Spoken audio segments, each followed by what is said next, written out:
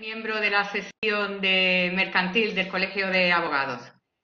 Ante todo, espero y deseo que tengáis, que gocéis de salud y sobre todo transmitiros en estos momentos tan complicados y tan difíciles para nosotros, transmitiros mucho ánimo, pues todo indica que poco a poco iremos retornando a la normalidad y recobrando la misma, sobre todo en nuestra actividad profesional. Para ello tenemos que estar preparados y, como no, pues es fundamental esta sesión de Derecho Mercantil, que es de gran actualidad y que nos preparará no solo para estos momentos de estado de alarma, sino para el momento en el que retornemos y comencemos a desplegar nuestra actividad, y tenemos que estar bien informados de las últimas novedades, de la incidencia que ha tenido el COVID, bueno, pues a nivel jurídico y sobre todo lo que a nosotros nos atañe, que es el mercantil. Quiero haceros algunas indicaciones, sobre todo deciros que esta es la primera sesión de la formación de Derecho Mercantil que realizamos de forma online, y la tónica parece que no será la única, que los próximos meses seguirá así, ¿no? Dadas las circunstancias. Y bueno, agradecer al Colegio de Abogados, ¿no?, que nos preste y que tenga esta tecnología a nuestra disposición para continuar la formación tan importante de todos nosotros, de todo nuestro colectivo. La sesión de hoy, deciros que es muy interesante, de gran actualidad. Tenemos dos temas en los que incide la sesión, el COVID, como es el comercio internacional y el derecho societario y concursal, que hoy parece que se han adoptado una serie de medidas y goza de gran oportunidad la sesión esta tarde. Y sobre todo voy a hacer alguna indicación porque podéis hacer las preguntas simultáneas, entre tanto están los ponentes impartiendo están en su intervención. Sin embargo, advertiros que se responde con posterioridad, una vez que hayan finalizado las dos intervenciones. Nuestros dos compañeros, Javier Romero y Manuel Bellido, y Fernando Azcona, se encargarán de filtrar estas preguntas, que se formalizarán, como ya he dicho anteriormente, al final de la ponencia de las dos. Por lo tanto, sí quisiera haceros un ruego, y es que este chat solo se utilice para las preguntas y que en la medida de lo posible sean lo más sucintas y lo más directas que podáis, para que, en ánimo de que todos podáis intervenir, que podamos sacarle el mayor provecho a la sesión de hoy. Con todo esto, sin más preámbulos, voy a pasar la palabra a nuestro compañero Manuel Bellido Mengual, miembro también de la sesión de Derecho Mercantil, y él además se dedica a la actividad docente en el área mercantil en la Universidad de Sevilla, y entre otros muchos cargos en su currículum podemos destacar que es miembro de la Comisión de Expertos de ICOTER, del Comité Español de CSI, y miembro de la Comisión de Internacionalización de la Cámara de Comercio de Sevilla. Así que nadie mejor que él para hablarnos de la incidencia del COVID, ¿no?, en el comercio internacional y por la contratación internacional, lo que a todos nos atañe. Sin más preámbulos, te doy la palabra, Manuel. Gracias. Muchas gracias, Lola, por tus amables palabras, tu amable introducción. Y antes que nada, saludaros, compañeros, y desearos lo mejor, como ha dicho Lola, para vosotros y para toda vuestra familia, tanto ahora en estos momentos tan difíciles como en el momento de que termine este estado de la cuarentena que estamos viviendo. A este respecto, bueno, el periodo de la cuarentena y lo que nos espera después, que ya veremos a ver dónde llegamos. Dicho lo cual, yo creo que de lo que se trata es que empecemos a ver un poco y explicaros un poco de qué voy a hablar yo brevemente, antes de que don Eduardo nos hable con posterioridad. Yo entendía, María, que tú subías la presentación a la pantalla y yo trabajaba sobre ella. Si ves que hay algún problema, me lo dices, pero en principio, sí, efectivamente. Muchas gracias, María. Os voy a hablar de una cuestión que posiblemente cuando tengáis, y si tenéis operaciones internacionales, os lo vais a encontrar o os lo van a traer encima, os lo van a poner encima de la mesa. ¿Qué ocurre con la fuerza mayor? ¿Qué ocurre con el rebus sic stantibus? operaciones internacionales. ¿Qué es lo que ocurre? Os voy a este respecto a daros algunas ideas, algunos comentarios. Y lo primero que tenemos que empezar es, recordemos una definición de fuerza mayor y rebus sic stantibus. Lo sabéis de sobra porque ahora mismo son palabras de moda, sobre todo el rebus sic stantibus, pero bueno, recordemos para ver si esto nos da juego o no nos da juego. Ya sabéis que la fuerza mayor y el rebus sic stantibus parten de la misma idea. Esto es un hecho externo a las partes, que las partes no pueden controlar, que es un hecho imprevisible, que es irresistible. Ya veremos en el rebus sic stantibus que eso está más atenuado y que en el supuesto de fuerza mayor impide cumplir el contrato y que en el supuesto, en cambio, de rebus sic stantibus lo que hace es romper el equilibrio contractual, causa un desequilibrio entre las partes. Esto es en el ámbito nacional. La primera pregunta que nos hacemos, o que os hago, pongo encima de la mesa, es: ¿ocurre igual en el ámbito internacional? Cuando saltamos de frontera contra nuestra operación, ¿tiene algún ente internacional? También nos encontramos con que es lo mismo. Por lo pronto ya veis que rebus sic stantibus he puesto al lado una palabra en inglés, hardship, o excesiva onerosidad, que son los términos. La palabra inglesa fundamentalmente la que se utiliza, la hardship, o excesiva onerosidad es la que traducimos normalmente en castellano cuando queremos utilizar el castellano. La primera idea es que, como concepto general, evidentemente, como concepto general, existe una idea general de lo que es la fuerza mayor y de lo que es esta excesiva onerosidad, este hardship. En la práctica internacional, en los distintos ordenamientos nacionales, de una forma u otra se recoge la idea. El concepto, por tanto, general existe. Lo que ocurre es que los conceptos concretos, la aplicación, los criterios de aplicación, de ejecución, varían según los países. Y ya lo veremos, pero podemos distinguir dos grandes bloques. Los países de derecho civil, de código civil como es el nuestro, y los países de anglosajones del common law, que veremos que tienen criterios distintos. Y en ambos casos los criterios son distintos. E incluso dentro de los mismos criterios o dentro de los mismos bloques, los criterios o la regulación también es diferente. Y hasta tal punto es diferente que, si os parece, os cuento una anécdota que, como digo yo, es la mejor clase de comercio internacional que tuve, de derecho mercantil internacional que tuve en mi vida. Fue prácticamente recién empezado a trabajar como abogado.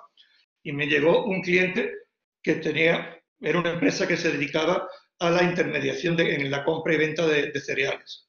Una sociedad inglesa le había contratado el suministro de cereales, concretamente trigo duro de origen Andalucía. No se me olvidará nunca. Llega el momento de tener que suministrar a la empresa inglesa este trigo duro y surge un problema. Hay sequía en Andalucía. Total, las empresas a las cuales, las cooperativas, la sociedad agrícola de transformación, a las cuales iba a pedir ese producto, le dijeron: no tenemos ese producto porque hay sequía. La empresa española, ¿qué hizo? Le dijo a la empresa inglesa: fuerza mayor en Andalucía, tenemos sequía, con lo cual no tenemos que cumplir, no se puede cumplir el contrato. La empresa inglesa dijo que no y se fue a arbitraje. Estaba previsto, era un contrato tipo, estaba previsto el arbitraje ante determinada institución en Inglaterra. Y la institución de Inglaterra, ¿qué es lo que dijo? Lo que dijo el árbitro inglés. Dijo, en primer lugar, que no lo admitía porque, la fuerza mayor porque no estaba prevista en el contrato. Que vale. Pero además también dijo, la sequía no la admitimos como causa de fuerza mayor en Andalucía y además usted podía haber buscado proveedores alternativos. Total, condenado en Inglaterra. Perfecto. Solución. Como me han condenado en Inglaterra y la culpa no es mía, voy a ir a mis proveedores aquí españoles, que son los que me han dejado colgados en la operación, y los demando ante los tribunales y les reclamo como daños y perjuicios la condena que he tenido en Inglaterra. Y os podéis imaginar lo que pasó. Los tribunales españoles, el tribunal español que dijo, fuerza mayor, con lo cual usted puede reclamar a sus proveedores en España. Con lo cual, y permitidme la expresión, cornudo en Inglaterra y apoyado aquí en España. ¿Por qué? Porque el contexto, como veis, es totalmente diferente y la cuestión es totalmente diferente. Y eso se nos plantea ahora también con el tema del coronavirus, con el tema del COVID. Es un supuesto, es un evento de fuerza mayor, subsidiariamente es un evento de excesiva onerosidad, de hardship, y podemos decir, o yo puedo decir, como profesor de la universidad, sí, se dan los caracteres generales, podemos admitirlo, pero como abogado lo que tengo que decir es que depende, y no por eso que se nos acusa a los abogados de que intentamos eludir nuestras obligaciones, porque dependerá de muchas circunstancias, dependerá de si en el caso concreto y en el supuesto que a mí me corresponde se dan o no se dan los supuestos que me impiden cumplir el contrato. Por lo tal, tiene que darse un supuesto totalmente impeditivo de mi facultad de cumplir el contrato. Y si no nos cabe, por tanto, la fuerza mayor, en nuestro caso concreto, olvidémonos de características generales, caso concreto, tendremos que irnos al rebus sic stantibus, la excesiva onerosidad, la ruptura del equilibrio contractual o, como digo en el comercio internacional, el hardship. Y ahí nos encontraremos que, bueno, esa figura no está recogida en muchos códigos. Además, hay códigos que ni siquiera, hay países que no tienen ni siquiera código. La regla general es la que hay que respetar los contratos, el pacto sunt servanda, y que en muchos casos, y España es un claro ejemplo, existe una desconfianza cuando unos criterios negativos o muy restrictivos con respecto a esta figura de el rebus sic stantibus de la excesiva onerosidad. Claro, eso nos provoca una situación de inseguridad, de incomodidad y de riesgo cuando se nos plantean estos supuestos. Y lo primero que tenemos que preguntarnos es, ¿existe alguna regulación internacional aplicable a todos estos supuestos? ¿Aplicable al supuesto del coronavirus o del COVID en materia, estoy hablando en materia de contratación privada, de contratación mercantil? Pues tenemos que irnos en primer lugar, ya veréis o veremos que en el ámbito internacional hay una serie de jerarquías. Y lo primero que se nos plantea es que existen tratados y convenios que regulen esta figura. Y os digo, en primer lugar, con carácter general no existe. Existe nada más un convenio, este que os estoy diciendo, el Convenio Internacional de Mercancías, en España desde el año 90 está en vigor, tiene un artículo, el 79, que aquí os reproduzco, artículo en el que efectivamente se habla de la fuerza mayor, se da una definición, se dice el procedimiento a actuar, qué ocurre cuando hay subcontratación, y entonces, bueno, podría ser una solución, pero ¿es solución absoluta? No, no es una solución absoluta. ¿Por qué? En primer lugar, porque este convenio regula solo una cosa, que es la compraventa internacional de mercancías, y ya sabéis que hay muchísimas operaciones que no se incluyen ahí. En segundo lugar, desde el punto de vista subjetivo, este convenio solo se aplica si las partes así lo han pactado. Si las partes sí lo han pactado, no, solo se aplica entre partes de países que hayan suscrito ese convenio o de países los cuales solo lo ha suscrito uno, pero se aplica como norma de derecho internacional la de ese país. En tercer lugar, tampoco una solución porque las partes pueden excluir la fuerza mayor del contrato. Y en último lugar, porque es que ese artículo no se refiere para nada al hardship, a la excesiva onerosidad, al rebus sic stantibus, como ha dicho así mucha jurisprudencia. Por lo cual, desde el punto de vista general, no nos vale. Hay convenios en materia de transporte, aquí os cito algunos, en los que con mayor o menor precisión se habla precisamente de la fuerza mayor, de la excesiva onerosidad no se nos habla. ¿Solución para el tema? Tampoco. Ahí lo que se está mirando tan solo es la exención de responsabilidad del transportista, con lo cual tampoco una solución general. Con lo cual, tratados, convenios internacionales no nos resuelven el problema. Podemos en normas nacionales, claro, lo sabéis, juegan las normas de derecho internacional privado que nos dicen en muchas ocasiones, cuando no hay norma ni pacto al respecto, cuál es la ley aplicable. Y ahí, como os decía, existen dos grandes bloques. Los países de Código Civil, los países del Civil Law, del derecho civil, en los cuales sí se suele recoger en el Código una definición de fuerza mayor, en muchos países, hay algo parecido a nuestro 1105, en algunos como Francia o en Italia, muy posterior a nuestra regulación, en otros como en Colombia, pues parecido. Eso sí, hay países que ni siquiera en su código dicen nada al respecto. Siempre en esos códigos se suele poner que esa figura puede destruirse por pacto entre las partes y normalmente no hay una definición del Harchi. En cambio, en los países del Common Law empezamos por un problema, no hay código al respecto. No, con lo cual no se puede hacer una revisión al código, no se puede presumir que eso existe, con lo cual habrá que estar a lo pactado o no pactado en el contrato. Y si no hay cláusula de fuerza mayor, la fuerza mayor no existe para ese contrato. Y sobre todo, y más que lo que pasa en los países de derecho civil, habrá que estar a lo que digan los tribunales. ¿Es una solución? Evidentemente no. Seguimos con la inseguridad jurídica. ¿Cuál es la ley aplicable y al caso concreto? Existen también, como otro bloque, principios del comercio internacional, de los contratos comerciales. Lo ha editado la Academia Internacional para Derecho Internacional Privado Individual y que tiene efectivamente definiciones de fuerza mayor y de excesiva onerosidad. ¿Es una solución? No, no dejan de ser principios. Algunas veces puede remitir a ello los contratos, pero tampoco es una solución. También tenemos costumbres codificadas, reglas y uso uniforme. Ahí os cito unas cuantas de la Cámara de Comercio Internacional que, por ejemplo, contemplan método documentario, las garantías a primera demanda y que sí, efectivamente, contiene una definición de fuerza mayor. Pero son la solución. En primer lugar, no son una solución porque, antes que nada, son costumbres. Y probarlas, pues a veces habrá que exigir una revisión, porque la prueba, si no, va a ser imposible. Y en segundo lugar, porque aparte de la definición es insuficiente, a quien están exonerando son a los bancos, a las entidades aseguradoras que intervienen en esas operaciones, pero no a los particulares o a las empresas que intervienen en las mismas. Por tanto, por ahí tampoco nos podemos salvar.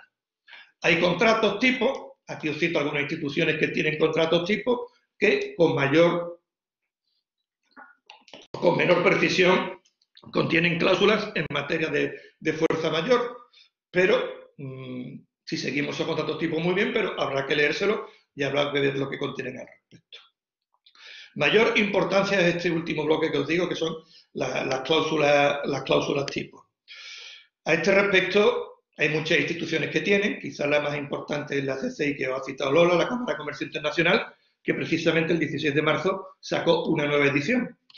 Y a este respecto, simplemente os diré una sistematización rápida. Os puedo decir que hay cláusulas de fuerza mayor en una versión breve, que contienen prácticamente lo que dice nuestro 1105, una definición y simplemente un efecto que suele ser normalmente la exoneración de la parte que sufre esa fuerza mayor y, como consecuencia principal, hay otras cláusulas que tienen una versión intermedia, que podemos decir que hay una definición junto a alguna operación de supuesto de fuerza mayor, del procedimiento de los plazos que se tienen, o unas consecuencias también se suelen poner.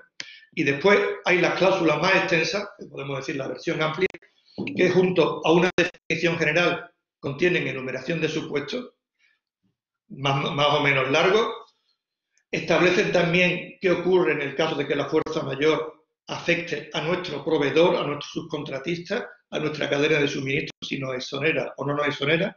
Establece un procedimiento que normalmente está vinculado a una notificación, a un procedimiento de notificación de la ocurrencia de este evento y unos plazos a partir de esa notificación y requisitos de esa notificación, y establecen unas consecuencias que normalmente es una suspensión de la vigencia de las obligaciones, de la prestación, y pasado determinado tiempo, por ejemplo, en la última reforma de la Cámara de Comercio Internacional, pues se habla de 120 días que queda sin efecto el contrato, las obligaciones de las partes. En el hardship, en el rebus sic stantibus, también nos podemos encontrar cláusulas más o menos amplias que juegan de forma automática, no lo son, y citando quizás la más amplia, que es esta variante de la Cámara de Comercio Internacional, su estructura es esta que os pongo. Estas dos cláusulas se pueden descargar gratuitamente de la página de la Cámara de Comercio Internacional, concretamente de la sección española. En primer lugar, se resalta lo esencial, el pacta sunt servanda, que los contratos tienen que cumplirse. En segundo lugar, se hace una definición más o menos exacta de qué significa esa excesiva onerosidad. En tercer lugar, se habla de las consecuencias que pueden derivarse de esa excesiva onerosidad. Y en último lugar, se nos habla o se realiza un desarrollo de esas consecuencias. Y las consecuencias que normalmente se suelen prever bien son una adaptación que puede ser automática, así surgen esas cláusulas que se llaman escalatorias, bien a una de las partes se le da esa facultad, bien ambas partes tienen que adaptarlo, bien un juez o bien un árbitro, adaptar el contrato a la nueva situación, o bien una posibilidad de resolución, si no cabe esa adaptación como primera solución. Y en ese caso nos podemos encontrar también la misma vía, automática, a instancia de parte, por ambas partes, incluso por un tercero o por un juez o un árbitro. En definitiva, una u otra vía o ambas se pueden recoger en el contrato, bien entendido que no pueden actuar simultáneamente, aunque sí una puede ir a continuación o subsidiariamente del otro. Con lo cual, parece que esta sí puede ser una solución, porque si en algo estamos de acuerdo, los dos bloques de familias fundamentales del derecho privado mundial, del derecho civil y del derecho del common law, es que cuando se pacta en un contrato, la fuerza mayor, la excesiva onerosidad, tiene que ser admitida.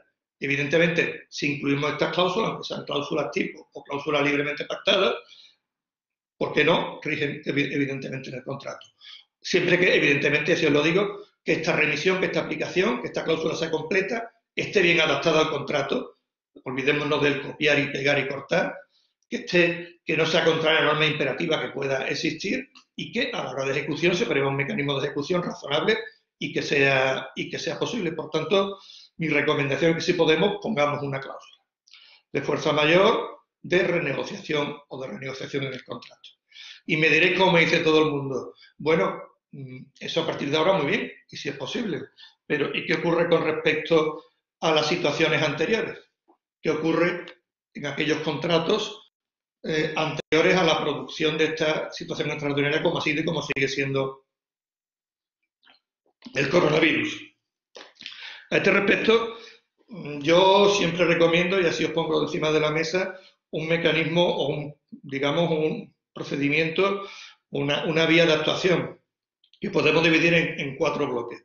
En primer lugar, habrá que hacer una labor de revisión, de control, de chequeo, desde dos puntos de vista, desde el punto de vista contractual y desde el punto de vista fáctico.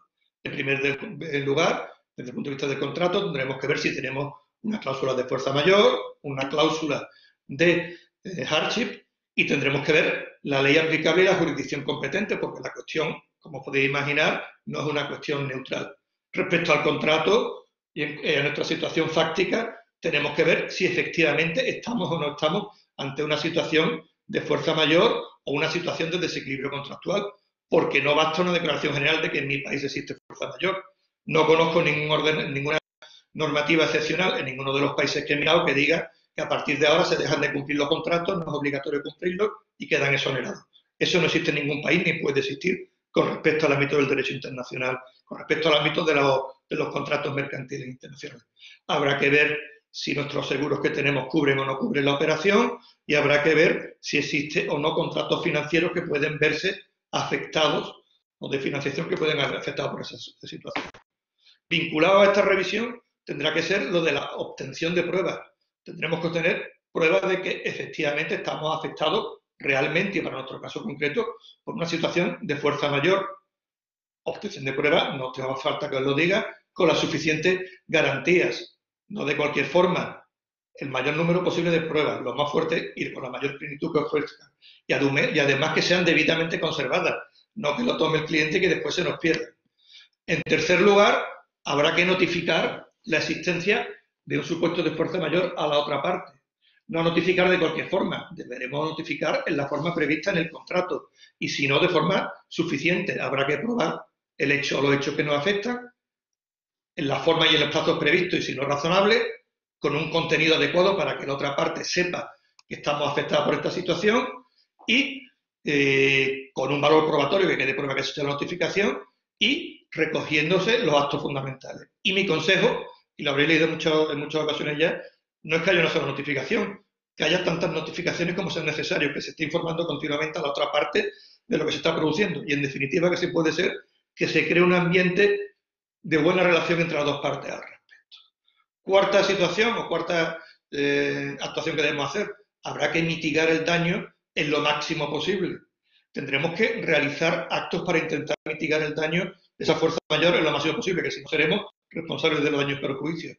Y después dará igual que esos actos sean con resultados positivos e infructuosos, porque tendremos que, evidentemente, recogerlos. Es un principio general, tendremos que mitigar el daño y si no lo mitigamos seremos responsables. Y en último lugar, si al final, transcurridos los plazos bien previstos contractualmente, bien legalmente o bien que sea razonable, es imposible que la situación sea corregida, sea rectificada, pues tendremos que comunicar que resulta de imposible cumplimiento el contrato, que resulta imposible corregir, renegociar, establecer nuevas condiciones al contrato y, por lo tanto, lo solicitaremos, requeriremos que se dé por terminado, que son un poco las vías y los caminos a seguir, después, evidentemente, adaptados a cada caso concreto. Y con eso, yo creo que rápidamente os he dado una visión y no olvidaros que cuando salimos de un país a otro, cuando salimos de otro país y salimos fuera, bien porque queremos, bien porque no nos queda más remedio, nos vamos a encontrar con que conceptos que creemos tan asentados como fuerza mayor y rebus sic stantibus se nos mueven sus límites, se nos mueve su interpretación y se nos mueve su ejecución, por lo cual tendremos que tener en cuenta esas circunstancias para evitar cualquier tipo de problema. Muchas gracias y espero vuestras preguntas al final. Gracias, Manuel, por tu magnífica exposición con el añadido de la dificultad de la limitación temporal que te hemos impuesto. Gracias. Pasamos a la segunda ponencia del día de hoy, un tema tan de actualidad y tan importante para nosotros como es las consecuencias del COVID en materia societaria y en derecho concursal. Evidentemente, el ponente de hoy es un ponente magnífico para explicarnos este paquete de medidas. Va a intervenir el magistrado del Juzgado de lo Mercantil número 1 de Sevilla, o Tribunal de Instancia, sesión de Mercantil de Sevilla, sesión primera. Necesita poca presentación, de sobra por todos conocidos, por ser habitual en las sesiones de formación que se organizan en el Colegio de Abogados, pero no quiero pasar la ocasión sin resaltar su calidad no solo profesional, sino humana, por puesto que me consta, y bueno, y darle sobre todo las gracias por su disponibilidad, por su intervención en el día de hoy y porque me consta el esfuerzo que ha hecho para este tema de actualidad, que hoy coincide que se aprueban un paquete de medidas y por el Consejo de Ministros y bueno, seguro que nos será todo de mucha utilidad su intervención y pasamos sin más preámbulo a la siguiente ponencia. Me sabe mal todos estos problemas, pero bueno, no cejo en el empeño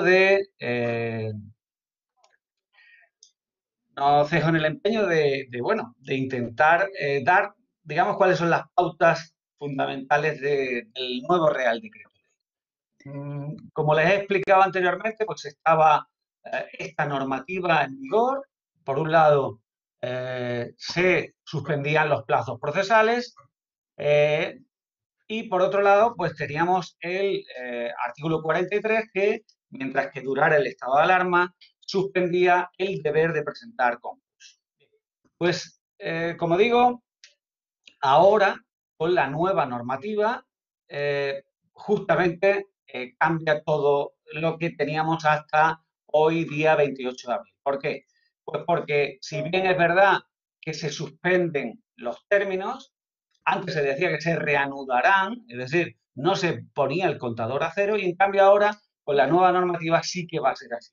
Es decir, todo el periodo que haya transcurrido del plazo durante el estado de alarma no se contará y cuando pase el estado de alarma, pues podremos computar de nuevo todo el plazo.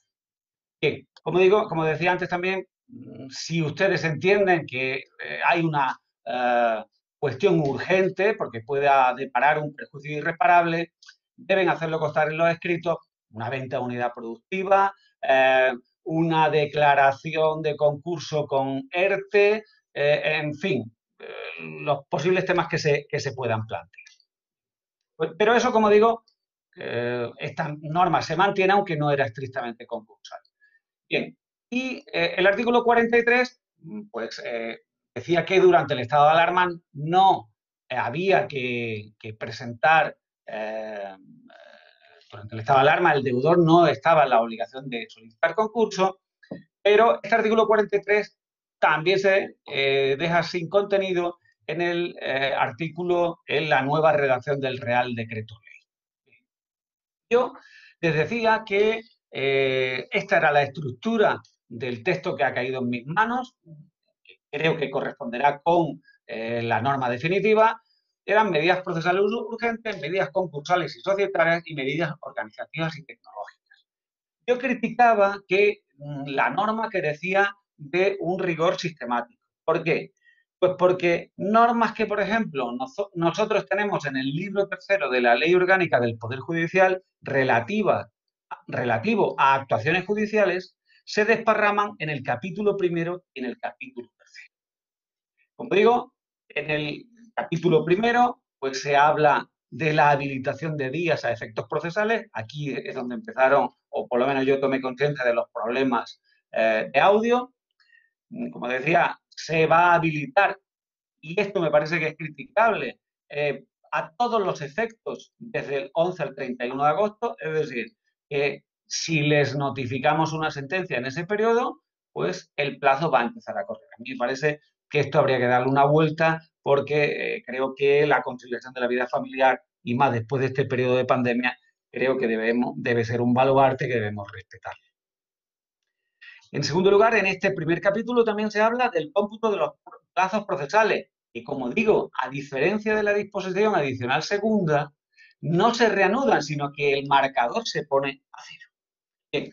Luego también en este capítulo primero se establece un procedimiento especial y sumario en materia de familia. Claro, piensen que la pandemia pues, ha generado muchos problemas en materia de derecho de visitas y guarda compartida, de pensiones.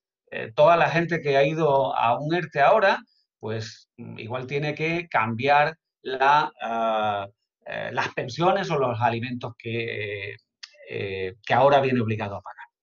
También se establecen en este capítulo primero normas de agilización de los ERTES y también algunos procedimientos de tramitación preferente, ninguno de los cuales viene referido a materias concursales o societarias.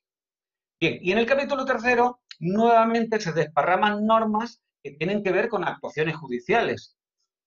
Se prevé en el artículo 18 que los actos procesales se puedan celebrar de forma telemática. Es decir, que ustedes desde sus despachos pueden hacer los juicios. Los jueces sí que vamos a tener que estar en el juzgado, pero los abogados puede que no tengan que acudir, por lo menos mientras exista el estado de pandemia, a los juzgados. Se adoptan también medidas en relación a las salas de vista, cuyo acceso vamos a poder restringir. También se nos exonera de las togas. También se van a circunscribir, a limitar la atención al público, que debe ser preferentemente por teléfono o correo electrónico. Pero luego también hay una serie de normas que son orgánicas. Por ejemplo, para ustedes igual no tienen mucho interés, y es que, por ejemplo, pues juzgados que se pensaban crear ahora, pues que se dediquen a materias que deriven del COVID.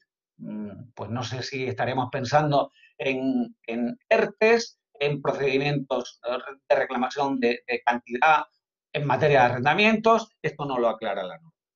También se establece que a los HATs se les va a mandar preferentemente a este tipo de juzgados.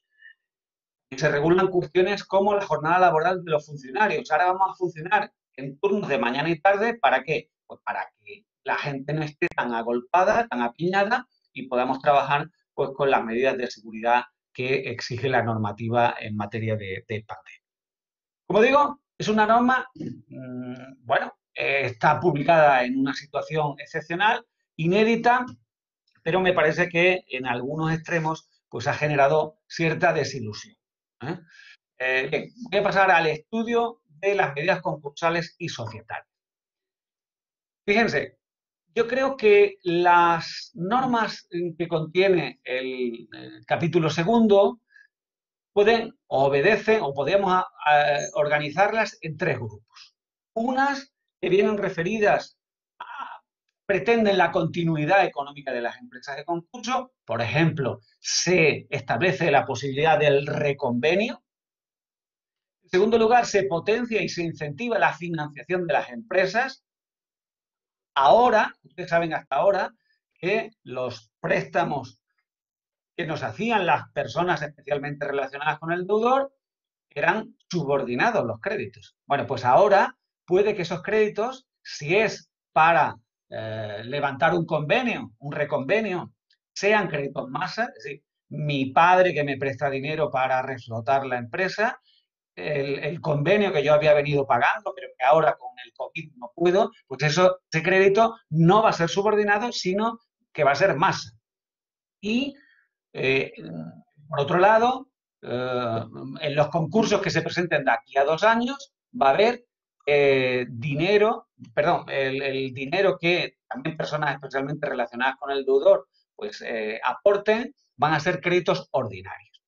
Y por último, yo distinguiría unas normas de agilización del proceso concursal. Aquí sí que para mí la desilusión es enorme.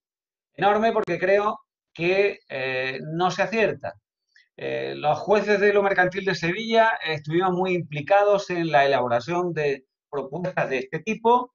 Algunas de todos los jueces de España se han recogido en el Real Decreto Ley, pero como ahora reflexionaré sobre ellas, a mí me parece bastante insuficiente.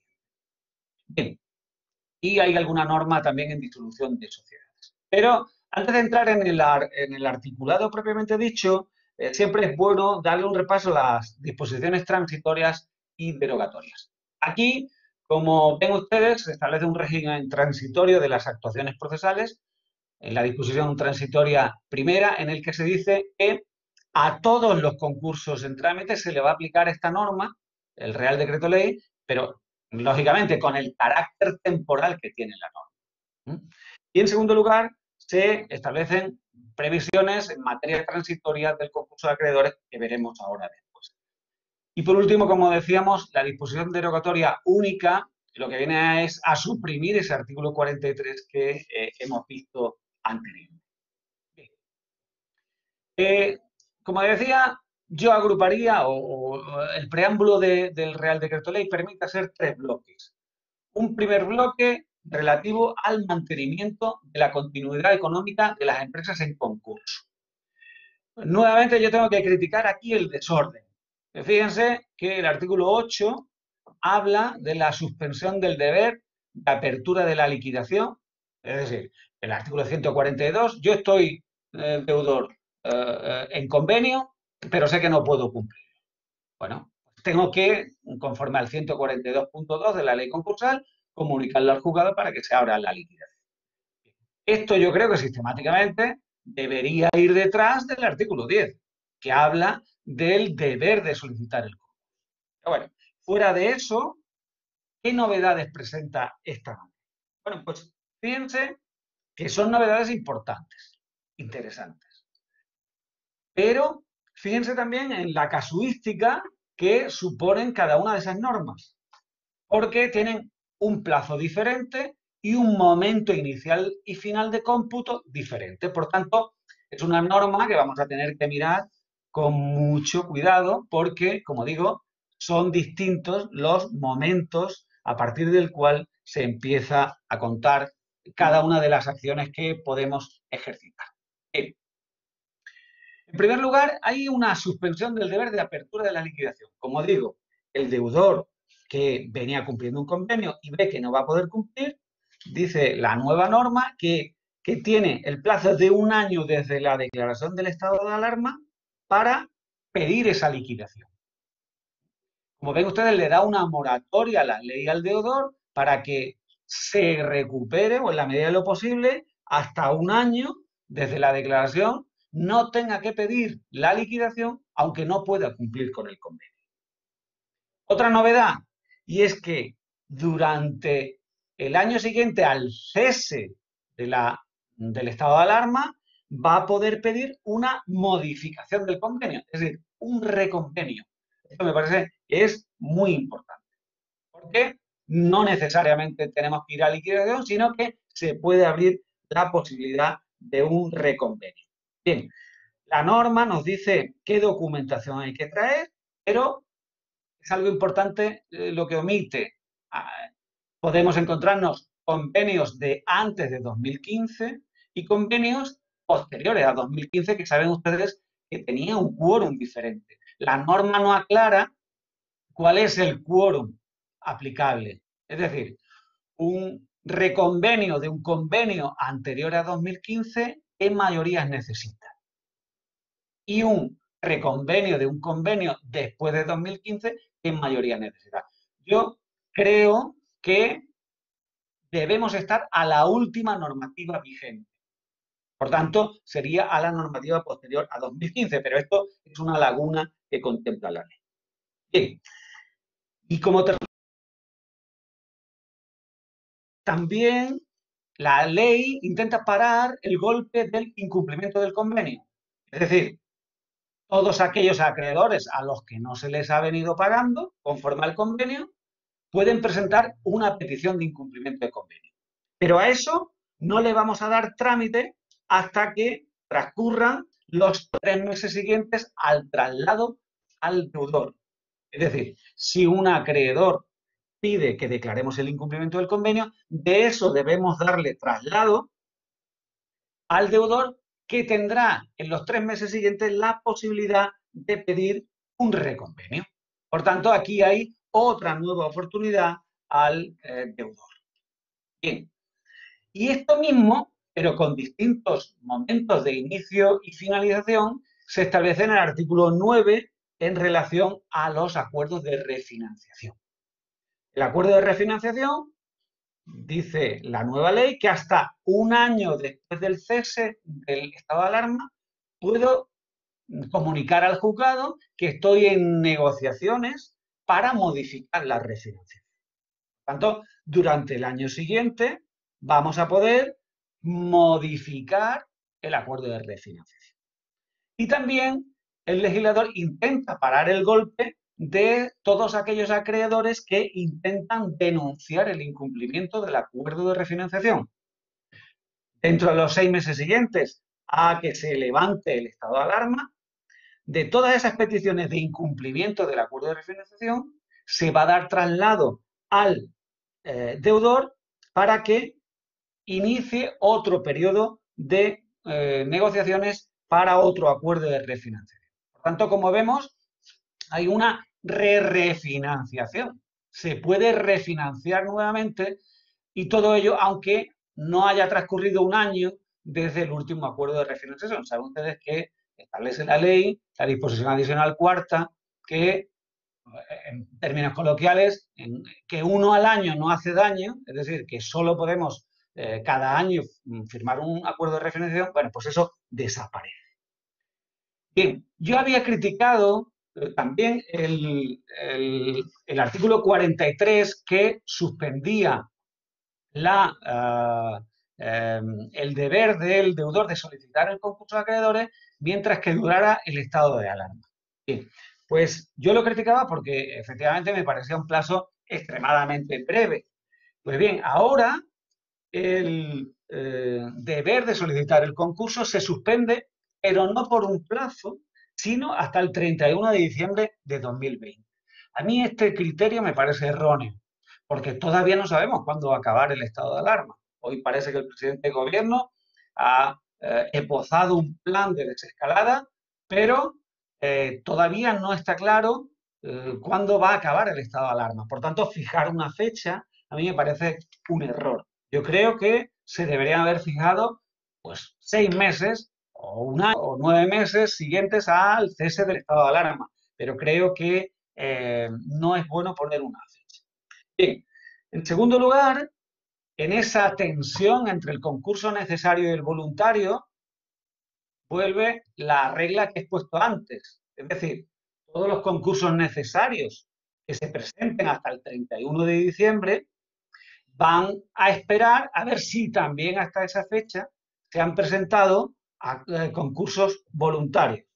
De manera que si todos los concursos necesarios que se presenten hasta el 31 de diciembre tienen que esperar a esa fecha para ver si en ese plazo también ha entrado un concurso voluntario. si fuera así, tendría preferencia el concurso voluntario. Como vemos, aquí también apuesta el legislador por el mantenimiento de la continuidad económica de las empresas en concurso. Bien, en un segundo bloque yo agruparía tanto el artículo 8.4 como el artículo 11.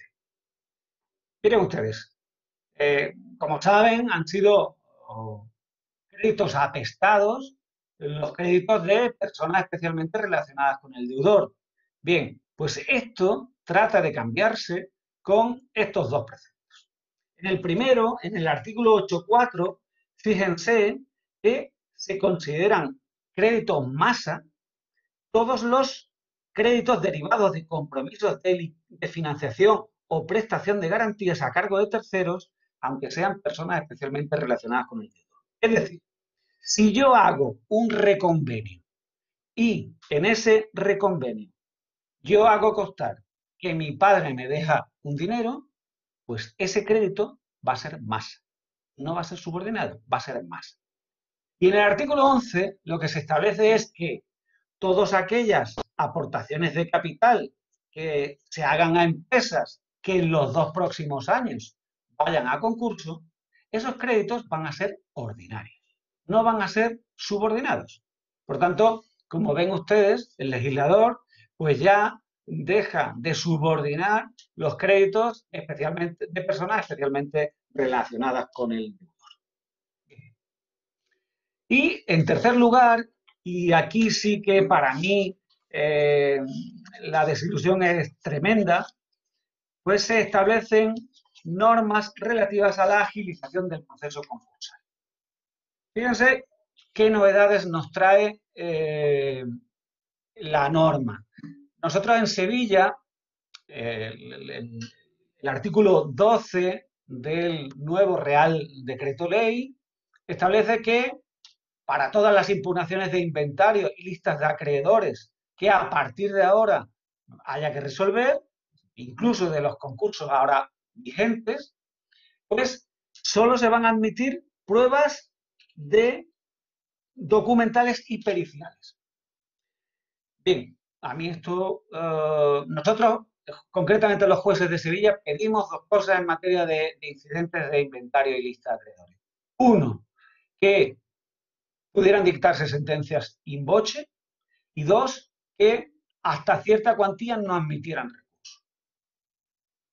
Nos encontramos que en cualquier reclamación de otro tipo, de menos de 3.000 euros, se pueden dictar sentencias sin recurso.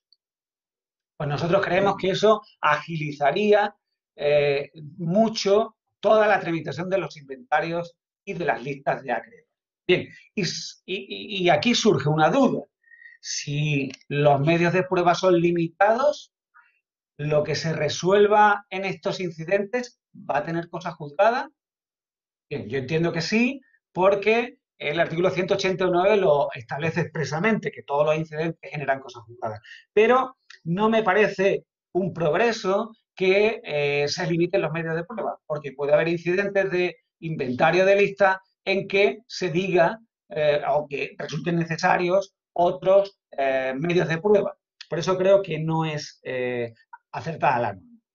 Sí que parece acertada el párrafo segundo cuando dice que la falta de contestación se entenderá como allanamiento.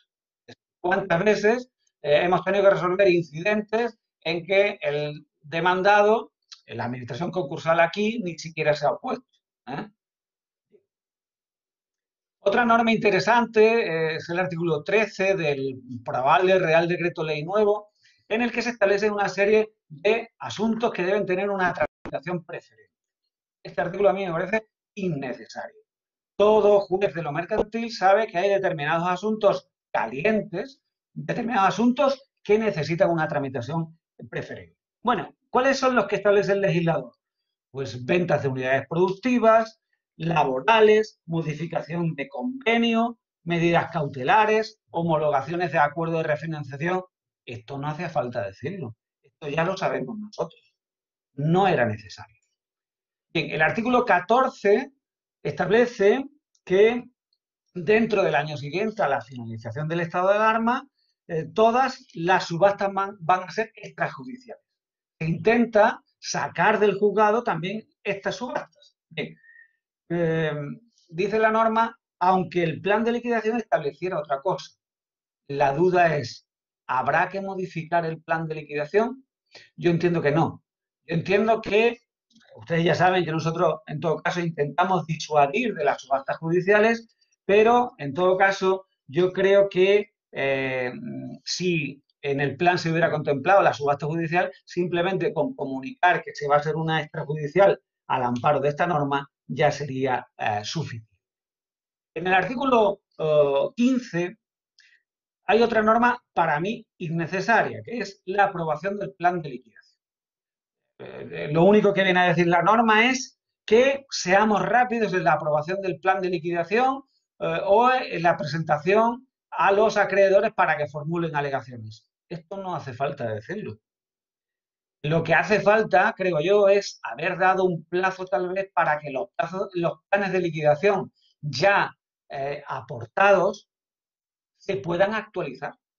La pandemia nos ha descolocado a todos. Yo creo que también es posible que los planes de liquidación necesiten una reforma. Por tanto, yo más que una apresurada aprobación, creo que no sería malo repensar probablemente los planes de liquidación. Los jueces de Sevilla, en las propuestas que se elevaron al Consejo, lo que pedíamos era que se estableciera un plan legal.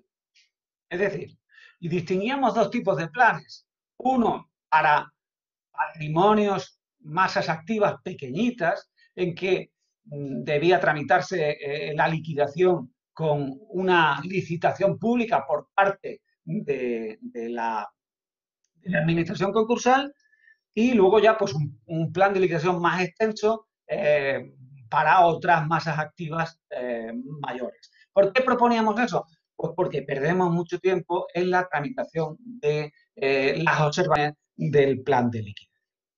Bien, y una última norma en materia concursal, que es la agilización de la tramitación del acuerdo extrajudicial de pagos.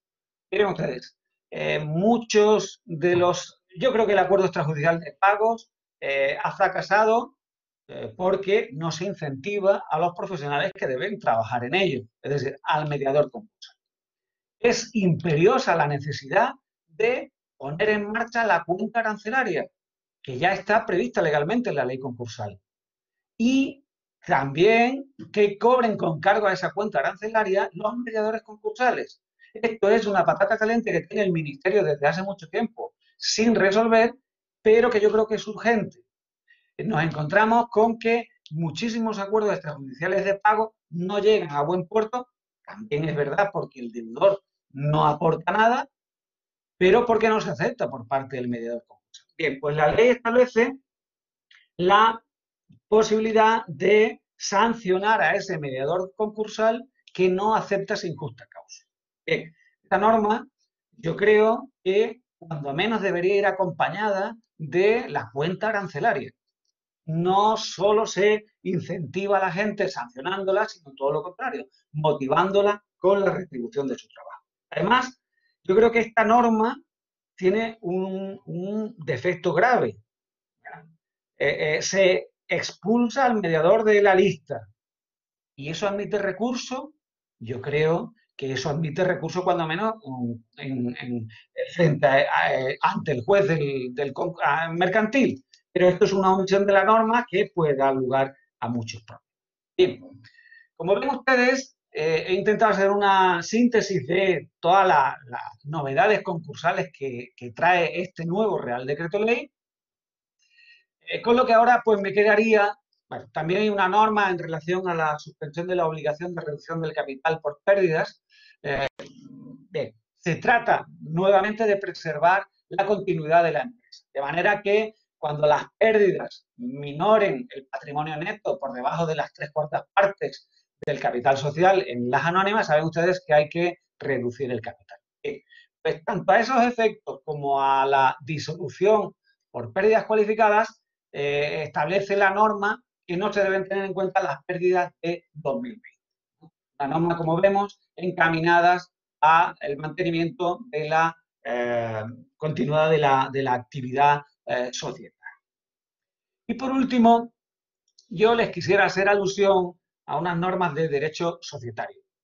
No sé si me estoy excediendo del tiempo, yo hasta donde me digan ustedes voy a seguir hablando. Bien, como expongo aquí, en el Real Decreto Ley 8/2020 se contenían 3 normas, no solo relativas al derecho societario, porque si ven la rúbrica del artículo 40, hablaba de medidas extraordinarias aplicables a las personas jurídicas de derecho privado. Es decir, ese artículo 40 se aplica también a asociaciones, sociedades civiles y mercantiles, cooperativas, fundaciones. Por tanto, ese artículo 40 es aplicable no solo a las sociedades de capital. En segundo lugar, se articulaba una norma para los órganos de gobierno de las cotizadas. Y por último, se suspendía el plazo de caducidad de los asientos de presentación del registro mercantil. Bien, pues este artículo 42 es el único que pervive en su redacción original, porque tanto el 40 como el 41 se modificaron por el Real Decreto Ley 11/2020. Por tanto, 40 y 41 nos tenemos que ir al Real Decreto Ley 11/2020 y el artículo 42 sí que mantiene la redacción del 8/2020. Bien, pues, ¿qué normas tenemos en materia de derecho societario derivadas de este derecho de alarma? Bien, pues la ley no sigue este orden, pero este es el clásico que hemos estudiado en la facultad, ¿verdad? Y por eso yo lo prefería. Bien, vamos a ver. Es muy prolijo el artículo 40 y también el 41 para cotizadas, pero ¿a qué vienen a referirse? Bueno, pues a 2 ideas fundamentales, derivadas de los problemas que nos ha ocasionado la pandemia. Uno, que tenemos que funcionar por medios telemáticos, a veces como hoy, ¿verdad? No funcionan todo lo bien que quisiéramos, pero esto es la regla que se impone. Como tenemos restricciones de ambulatorias, la solución son medios telemáticos. Y en segundo lugar, verán ustedes que se suspenden muchos plazos porque no es posible operar normalmente con el estado de pandemia, ¿no? Esas son las normas, por ejemplo, referidas a la formulación, la verificación contable y la aprobación de las cuentas anuales. También se suspenden los plazos para el derecho de separación de los socios y para el reembolso de aportaciones de cooperativas. Por tanto, en materia de derecho societario, 2 normas. Una, vamos a funcionar con medios telemáticos. 2, se van a suspender los plazos mientras dure el estado de alarma para intentar que volvamos a la normalidad y podamos, llevar a cabo pues, la vida societaria con normalidad. Como decía, el artículo 40 pues viene a establecer lo siguiente. La asistencia a Junta General debe ser telemática, pues siempre que sea posible, aunque no figuren estatutos, y se dé veracidad de los asistentes. En materia de acta notarial, el artículo 40.7 lo que viene a decir es que el notario puede estar en su despacho. Es decir, puede intervenir notarialmente mediante medios de comunicación a distancia. En materia de órganos de gobierno, pues lo mismo. Se recomienda, aunque no lo digan los estatutos, asistencia telemática. También se admiten, en materia de adopción de acuerdos, la votación por escrito y sin sesión. Y luego se establece una norma interesante en materia de responsabilidad de administradores, de manera que cuando la causa de disolución se genere durante el estado de alarma, pues no van a responder los administradores por esa causa. Luego, en materia de cuentas anuales, como digo, en materia de formulación, verificación contable y aprobación, lo que se hace es suspender los plazos hasta que acabe el estado de alarma y luego ya podamos operar normalmente. Bien, sí que quiero hacer alusión a las especialidades para la modificación de la propuesta de aplicación del resultado. Aquí en la presentación ven ustedes que he cometido un error, no es prueba, sino propuesta de aplicación del resultado. Esta es una novedad que introduce el Real Decreto Ley 11/2020 en el artículo 40.1 6 bis. Introduce este número 6 bis. Claro, era una modificación lógica. Si yo había formulado cuentas y había hecho una aplicación del resultado antes del estado de alarma, ahora con la crisis que nos sobreviene, pues seguramente esa aplicación del resultado hay que replanteárselo. Por tanto, se posibilita que se modifique esa aplicación del resultado con una serie de requisitos que establece la norma. Y por último, pues otra vez, como digo, se suspenden plazos en materia de derecho de separación de socios, no se van a poder ejercitar el derecho de separación de socios hasta que acabe el estado de alarma. También se suspenden el reembolso de aportaciones de cooperativas hasta los 6 meses siguientes a que acabe el estado de alarma. Y por último, se contienen también normas en materia de disolución por constatación de causa legal. Saben ustedes que las sociedades, entre otras cosas, pueden acabar pueden concluir, pueden disolverse por que haya transcurrido el término de duración. Bueno, pues este término de duración, si recayera sobre el estado de alarma, sobre las fechas del estado de alarma, puede prorrogarse hasta los 2 meses siguientes. Y en materia de pérdidas cualificadas, pues también establece la norma una moratoria para la convocatoria de la Junta General. Bien, perdonen que haya ido un poco atropellado. Como digo, hay novedades en materia concursal, en materia societaria. Las normas societarias yo les veo mucho más consistentes que las concursales. Las concursales, bueno, pues en cierta manera pues han sido algo decepcionantes para nosotros, aunque es verdad que contienen una serie de progresos como el reconvenio y otras medidas de interés que he intentado decir. Y ahora pues estaría dispuesto a resolver las preguntas que ustedes me quieran formular. Perfecto, muchas gracias, Eduardo. Damos paso a Fernando, Javier y Manuel para las preguntas.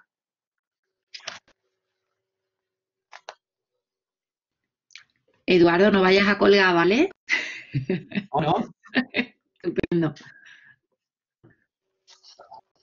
Hola, buenas tardes. ¿Qué tal? Buenas tardes a todos. En principio, pues pedir disculpas por los problemas técnicos que hemos tenido, a pesar de que habíamos preparado la sesión, pero bueno, son cuestiones del directo, como algún compañero ha dicho en el chat, sin prejuicio de que, bueno, lo mismo, pues la competencia que le hemos hecho a Pedro Sánchez ha influido, ¿no? Ahora que está tan de moda todo este asunto de las redes, ¿no? Esperemos que no nos hayan hecho ningún tipo de bloqueo. Pero bueno, en principio, pues yo voy a hacer 3 preguntas que me ha hecho compañero y luego Javier hará las preguntas a Manuel Bellido, al compañero. Sí, no quiero terminar sin decir que mañana por la mañana se va a cargar en el YouTube del colegio lo que es la conferencia ya bien montada, ¿no? A pesar de los problemas que hemos tenido, pero bueno, está ya bien montada y con una continuidad. La primera de las preguntas, Eduardo, que por cierto te saludo, buenas tardes. Buenas tardes. Es, digamos, la medida es una de carácter general. Las medidas que se están aplicando o que se van a aplicar, ¿no? Ya llegan a ser normas. Se consideran que ya entren en vigor todas, algunas. Ya has hablado de alguna con respecto a lo que es una medida, digamos, de derecho transitorio y sobre todo, por ejemplo, la consideración del crédito contra la masa en la refinanciación ya entra en vigor, es decir, son para tanto los concursos antiguos como los nuevos. En segundo lugar, hay una pregunta muy interesante y dice, si se presenta un 5 bis el 29 de diciembre y le presentan un necesario el 31, ¿se paraliza? Y la tercera, ¿qué ocurre con la responsabilidad de los administradores en relación con el artículo 40 del Real Decreto de 17 de marzo? Porque, claro, suspende lo que es la responsabilidad de los mismos. Creo que hay unas normas también aquí, las medidas que se van a aplicar de suspensión de este tipo de responsabilidades y también hay una serie de modificaciones en cuestión a la calificación. Pues si tienes a bien, no las contestas. Gracias. Bien, vamos a ver. Yo distinguiría 2 cosas. Una, la norma pues, va a entrar en vigor mañana. Va a entrar en vigor mañana. Otra cosa es que, como digo, es muy casuística y habrá que atender a los plazos en concreto de cada cuestión. Vamos a ver, la norma que yo hablaba de que incluso un crédito de persona especialmente relacionada con el deudor va a ser masa, viene referido a los reconvenios que se puedan aprobar a partir de ahora. Es decir, si yo tengo un convenio que no puedo pagar, voy a formular al juzgado que me aprueben un reconvenio, y si entre las fuentes de financiación de ese reconvenio están créditos o préstamos o otro tipo de financiación que me preste una persona especialmente relacionada conmigo, con el deudor, eso va a ser crédito más. Por tanto, está en vigor o no desde mañana, pero claro, eso solo va a ser aplicable a los reconvenios que se aprueben a partir de ahora. ¿De acuerdo? Por tanto, en vigor todo va a entrar mañana, habrá que ver los casos, pero los créditos masa de las personas especialmente relacionadas con el deudor, eso van a ser solo para cuando se apruebe el reconvenio correspondiente. Esta es la primera pregunta. Bien, en cuanto a un 5 bis presentado el 29 de diciembre y un concurso necesario del 31 de diciembre, vamos a ver, la norma lo que dice es, hasta el 31 de diciembre los concursos necesarios van a estar congelados. Si hasta el 31 de diciembre se presenta un voluntario, sí que va a tener preferencia el voluntario sobre el necesario. Por tanto, ¿vale? Fernando, no sé si me guiñas así un poco. Sí. Por tanto, la norma lo que establece es, oye, hasta el 31 de diciembre vamos a estar en stand-by. ¿En stand-by qué significa? Bueno, pues que hasta ese momento no se le va a dar traslado, no se le va a dar trámite a los concursos necesarios, y si antes del 31 de diciembre también entra un voluntario, se le va a dar tramitación preferente al voluntario. Bien, la norma no habla de la tensión con el 5 bis, pero fíjate que en el párrafo tercero del artículo 10 dice, si antes del 30 de septiembre, otro plazo nuevo, si antes del 30 de septiembre de 2020 se interpone un 5 bis, su tramitación va a ser normal. Por tanto, parece que ese concurso necesario congelado hasta el 31 de diciembre solo va a perecer ante un concurso voluntario presentado antes del 31 de diciembre, porque el 10.3 para los 5 bis te establece una norma especial y es el 30 de septiembre. ¿De acuerdo? Por tanto, esa es la norma.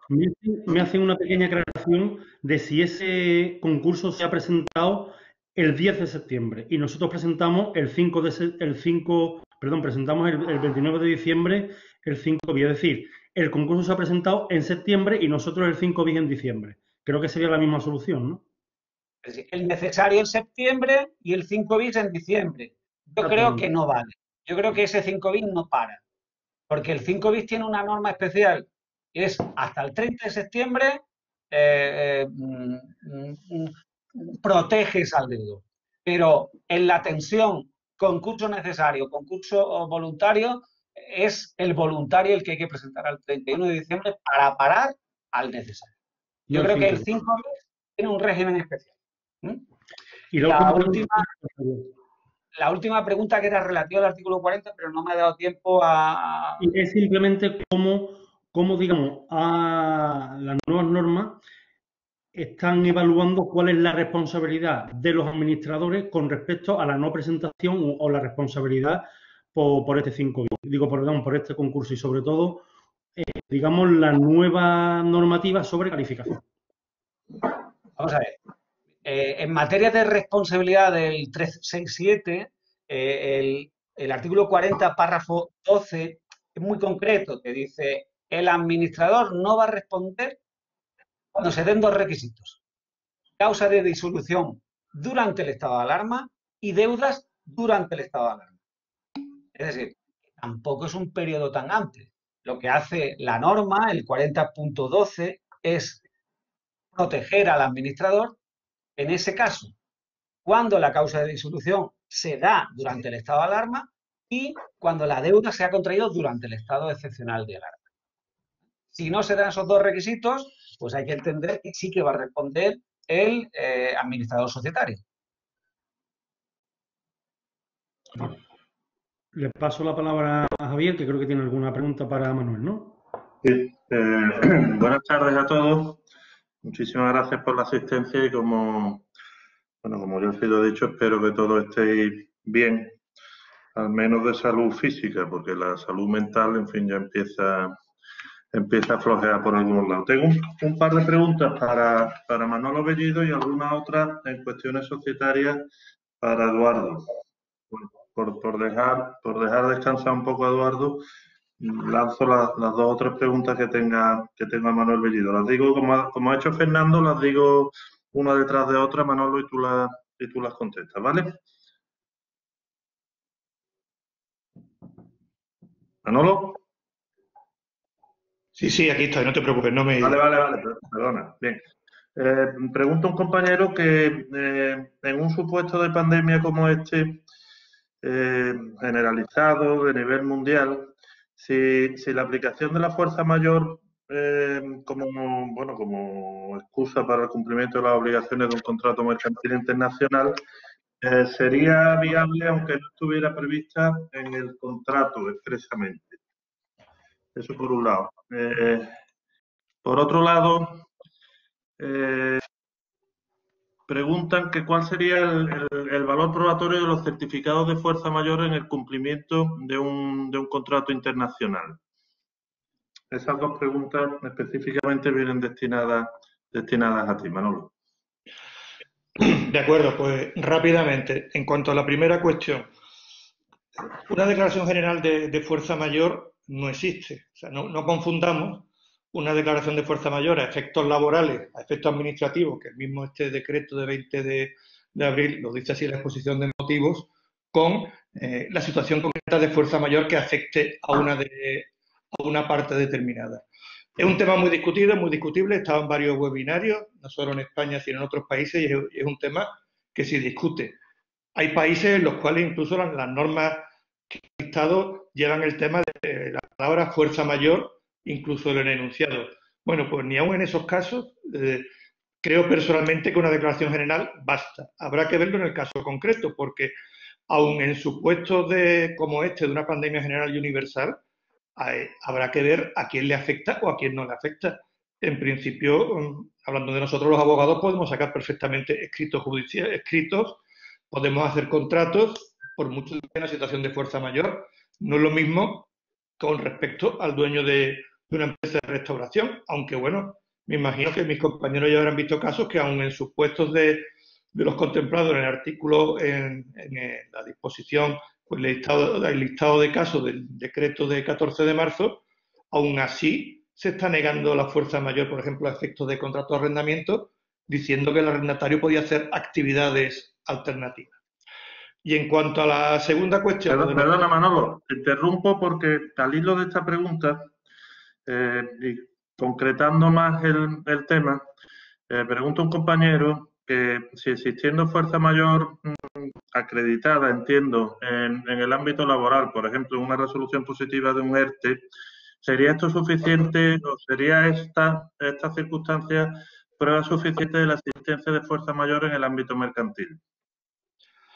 Vamos a ver, no podemos mezclar la fuerza mayor en el ámbito del derecho privado, civil y mercantil con las declaraciones específicas de fuerza mayor que puede ocurrir en otros ámbitos, como ha ocurrido ahora en el ámbito administrativo, en el ámbito laboral.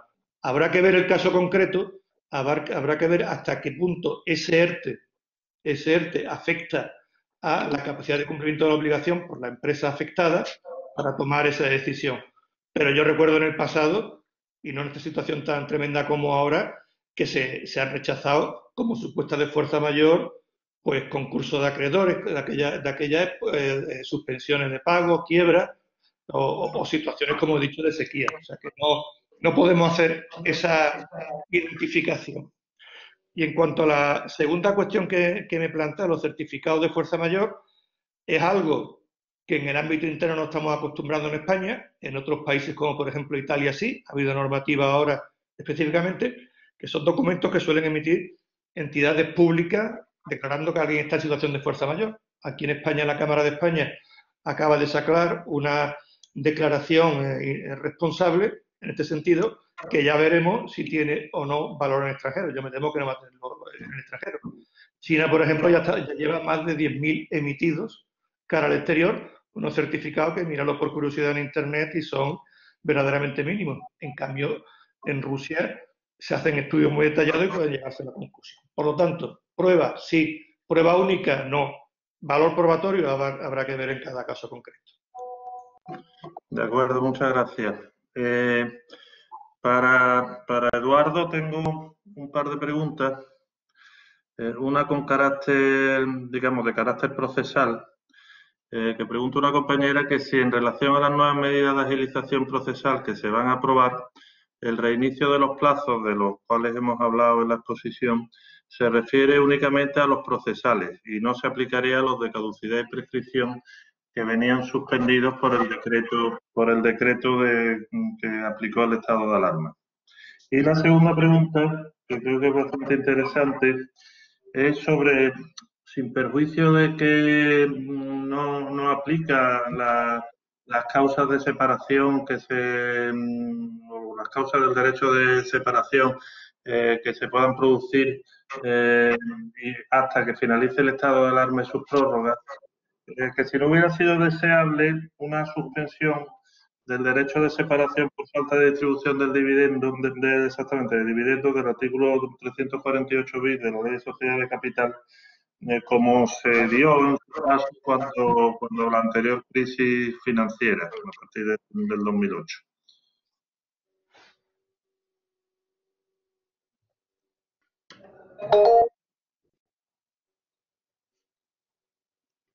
Bien.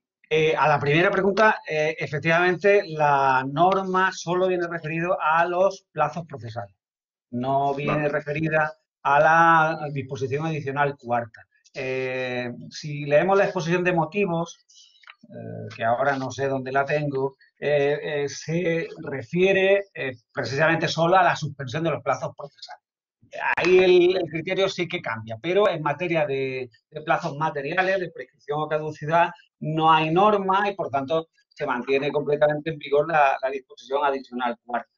Y en cuanto a la segunda pregunta, si no hubiera sido más de cirujano, pues solo suspende la separación por falta de distribución de dividendos, pues efectivamente.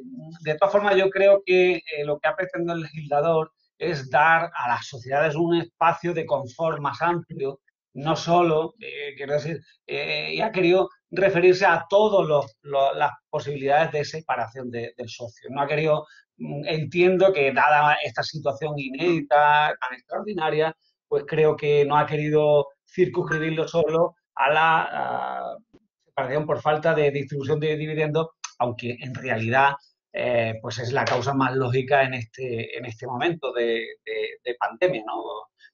Las otras causas de separación, pues, bueno, pues tienen, digamos, unos colores diferentes, tienen unas características diferentes, pero yo creo que el legislador de urgencia lo que ha querido es dar un espacio de confort a la sociedad, en definitiva, como pensando, bueno, ya tenemos bastantes problemas con digamos, el ritmo diario de la vida societaria, como para ahora ponernos a discutir con los socios que se quieren separar por un motivo o por otro. Fernando, ¿tenías alguna pregunta? Sí, vamos a terminar con dos preguntas más y ahora damos paso a María para que cierre, para no cansar tampoco ni al ponente, sobre todo a Eduardo, ni a los que asisten, que todavía quedan muchos, ¿no? Está siendo la tarde interesante. Son dos preguntas, una con respecto a los ERTES, no viene con respecto a esta medida, pero sí tiene que ver con el artículo 22 y 23 del primer Real Decreto del 463. Y se refiere sobre todo a si en los ERTES, una vez que se produzca luego un ERE, sabemos que no se puede despedir, más que no se puede despedir, que el despido sería improcedente. Si después de una adopción de un ERE por COVID hay de un ERTE por COVID, hay un ERE, y este ERE, digamos, de alguna manera viene conciliado, si entiendes que los jueces de los mercantiles deben de entrar en la causa o no causa de COVID, puesto que si entra en la causa podría darse la circunstancia de que hay improcedencia y si no hay no. Máximo cuando además solamente puede ser impugnado por la representación de los trabajadores o por los sindicatos más representativos.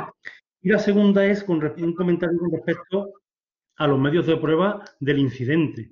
Eso ya se venía haciendo en la jurisdicción, es decir, solamente había visto cuando verdaderamente era interesante. Ahora, el hecho de que va a haber vista si el juez lo decide, entonces sí va a ser posible que haya confesión, que haya testificar y que se rectifiquen los informes de las periciales. Es un comentario, a ver cómo crees que va a quedar eso, Eduardo. Vamos a ver, voy a empezar por la última, en cuanto a los medios de prueba.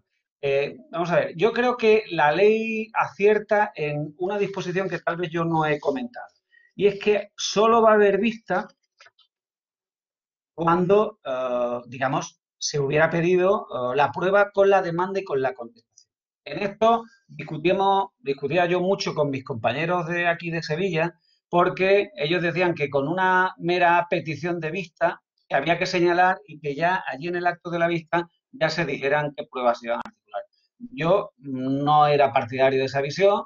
Yo creo que, como ahora dice la ley, hay que decir las pruebas con la demanda y con la contestación, y en función de su pertinencia, pues habrá vista o resolveré sin más. Ahora eso lo aclara y, por tanto, va a haber vista pues cuando se pida en la demanda y la contestación.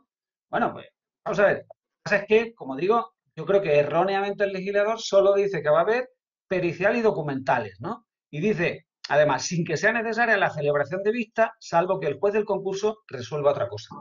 Yo creo que aquí limita los medios de prueba y parece que la vista solo va a ser necesaria si el juez pues, tiene dudas en cuanto a las periciales. Y me parece incorrecta la norma. Yo creo que eso de la delimitación de la prueba que debe admitirse, eso debe quedar en manos del juez, porque hay supuestos que necesitan otra prueba. Por tanto, para resumir, con la demanda y con la contestación hay que pedir las pruebas. Solo se pueden pedir documentales y periciales y creo que solo va a haber vista cuando el juez tenga dudas sobre alguna de las periciales. Es decir, que haya dos periciales y crea que debe entender que debe haber vista para oír esas periciales. Y en cuanto a los ERTES, si luego hay un posible ERE en el que hay acuerdo, vamos a ver, yo creo que aquí hay un evidente fraude y que el FOGASA, yo no recuerdo ahora mismo si en el artículo 22 se establecía una legitimación a favor de una legitimación activa a raíz del FOGASA, pero yo creo que aquí vamos a tener al FOGASA enfrentado justamente a ese ERE, porque además lo dice bien claramente, es el Real Decreto Ley 9/2020 en su artículo segundo, en que no puede haber ERES basados en causas derivadas de fuerza mayor o técnicas económicas o productivas derivadas del COVID. Por tanto, yo creo que aquí el enemigo va a ser no la representación de los trabajadores, no al empresario, sino que vamos a tener al FOGASA que va a venir a impugnar ese ERE, porque legalmente no es posible. Muy bien. Pues en principio ya creo que están todas las preguntas o la mayoría resueltas. Les damos las gracias a los ponentes y sobre todo yo creo que quien tiene ya que cerrar es la compañera.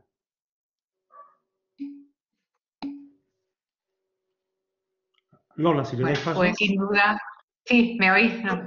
Sin duda ha sido una tarde muy interesante, se le ha sacado bastante rendimiento a pesar de las incidencias técnicas, pero como dicen los compañeros, son cosas del directo. Agradecer a todos los compañeros la gran participación que ha habido por esta sesión. Han sido un elevado número los inscritos en la sesión y dar por terminada, agradecer a los ponentes su intervención y emplazaros para la próxima sesión, que espero que sea pronto. Gracias y buenas noches a todos.